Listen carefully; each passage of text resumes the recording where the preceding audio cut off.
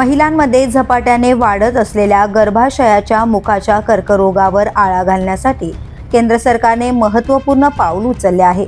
देशभरातील 14 वर्ष वयोगटातील मुलींसाठी ह्यूमन पॅपिलोमा व्हायरस म्हणजेच HPV लसीकरण मोहीम लवकरच सुरू करण्यात येणार आहे. या मोहिमेअंतर्गत गार्डासिल ही लस पात्र मुलींना मोफत दिली जाणार असून ती एकाच डोसच्या स्वरूपात देण्यात येणार आहे. या मोहिमेचा लाभ पालघर जिल्ह्यातील सुमारे 17,000 14 वर्षीय मुलींना मिळणार असल्याची माहिती आरोग्य विभागाकडून देण्यात आली आहे. HPV संसर्ग हा गर्भाशयाच्या मुखाच्या कर्करोगाचा प्रमुख कारणीभूत घटक मानला जातो.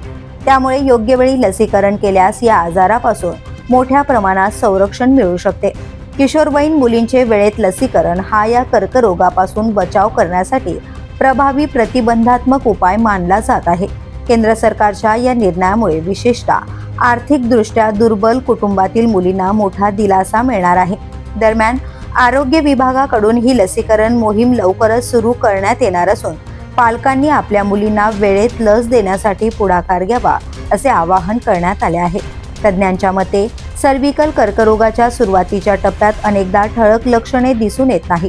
मात्र आजार वाढल्यास मासिक पाळीच्या दरम्यान किंवा संभोगानंतर असामान्य रक्तस्राव, रौद्रनिवृत्तीनंतर रक्तस्राव, दुर्गंधीयुक्त किंवा जास्त प्रमाणात योनिस्राव, खालच्या पोटात किंवा श्रोणी प्रदेशात वेदना, तसेच थकवा आणि अशक्तपणा अशी लक्षणे दिसू शकतात.